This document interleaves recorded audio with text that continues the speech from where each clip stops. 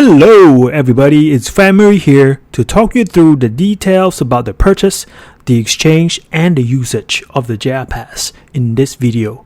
In my last 3 videos, I've covered a lot about what is the JR Pass, whether it's actually worth it before and after the prices increase from the 1st of October 2023, and the different itinerary ideas on the JR Pass as well. Now this video will get into the details about the options available to purchase the JR Pass, including the pros and cons of each option, through to riding on the Shinkansen bullet train itself, including tips that we felt would be helpful for tourists who will be buying and using the JR Pass for the first time, just like us earlier this year.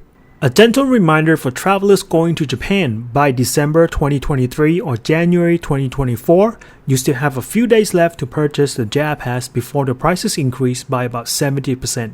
And you can buy one right now in the link below this video as well.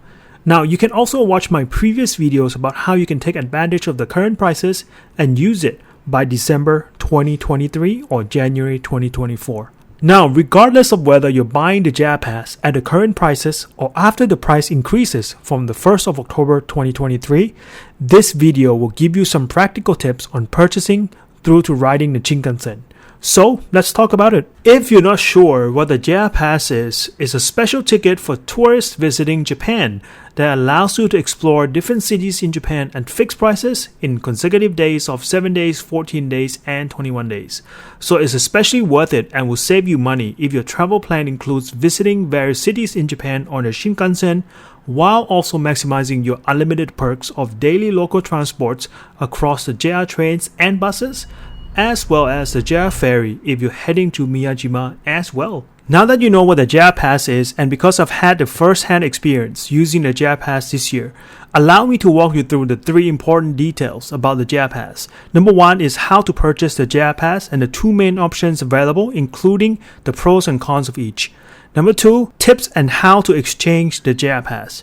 And number 3 is tips on using the JR Pass to ride on a Shinkansen bullet train for your most enjoyable travel experience. Now let's talk about number 1, how to purchase the JR Pass and the 2 options available, including the pros and cons of each. Now the very first step is to purchase your JR Pass before you arrive in Japan, and you have 2 options for this. You can either do this on the JR's official website, or number 2, through an official travel agent like Klook in the link below this video. And amongst these 2 options, there are pros and cons to each of them. The number 1 advantage of buying from a travel agent is that it is cheaper than buying from the official JR website, or if you buy it in Japan itself. Now, once you buy the JR Pass from the travel agent like the one in the link below, do note that a physical exchange voucher will be mailed to your house within about a week. And yes, they have global delivery option. So we would recommend for you to spare at least 2 to 3 weeks to buy the JR Pass before your flight to Japan in case of any delays. Now, once you get the exchange voucher, you just need to bring the physical voucher to Japan with you. Now, although buying the JR Pass from travel agents is cheaper, buying directly from the JR's official website at a slightly higher price has its own advantage as well, because you can reserve your seats right away on the website when you make the purchase of the JR Pass. So I think this is a good option for tourists who are going to Japan during peak seasons to guarantee reserved seats in advance and have that peace of mind when traveling on a Shinkansen. The last thing I would say here is that the advantage of buying from a travel agent is that eligible Japanese nationals can also buy the JR Pass here just like the tourist. This is because if you're one of the eligible Japanese nationals, you would not be able to buy the JR Pass on the official JR website itself. An important tip to keep in mind is that you have 90 days from the date of buying the exchange voucher from the travel agent to exchange it for the actual JR Pass when you arrive in Japan. So plan your travels accordingly. Alright, number 2, once you arrive in Japan, it is that time, ladies and gentlemen, to exchange your voucher for the actual JR Pass. So please be sure to bring your passport and the exchange voucher to exchange it for the actual pass at a ticket office within any major JR train stations in Japan. And here's the list of all the stations and their office opening hours. One tip here to keep in mind is that you'll be able to let the ticket officer know the date you want your JR Pass to start up to 30 days in the future.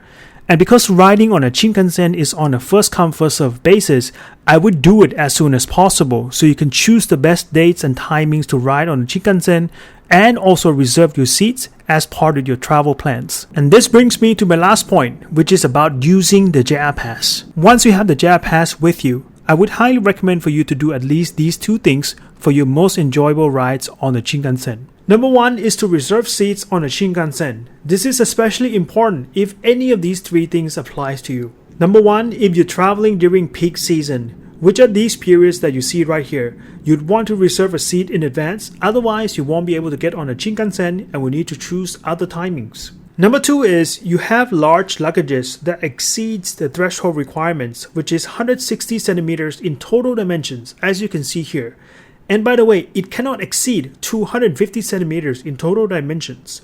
So if your luggage is between 160 to 250 centimeters in total dimensions, your luggage is considered oversized, and each passenger can only bring a maximum of 2 oversized luggages on board, and you will need to reserve seats in the back rows of the cabins of the Shinkansen that you're traveling in.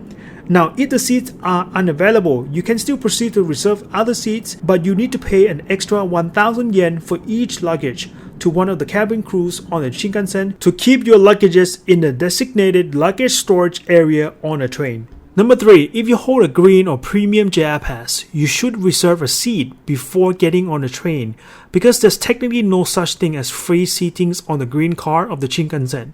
So someone may have reserved a seat that you're sitting in which you haven't booked. So please reserve your seats before you get on the train when you hold a green pass.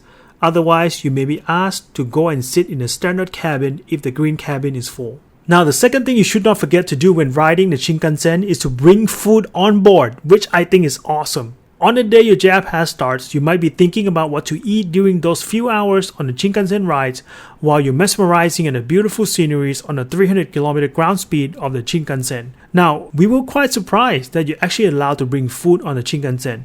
And while there are food carts on board that sell snacks and drinks on some of the Shinkansen lines, if you're looking for something more substantial like a bento or other foods, you need to buy them before boarding the trains. And I would actually get them from food stores within the train stations that usually have great bento options available for takeaways.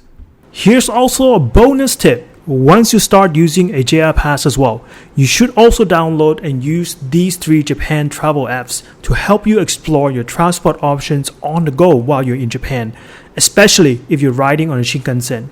In my last video actually, I walked through how to use these 3 apps specifically for searching Shinkansen timings and platforms while using the JR Pass. And here's a recap about the purchase, exchange, and use of the JR Pass.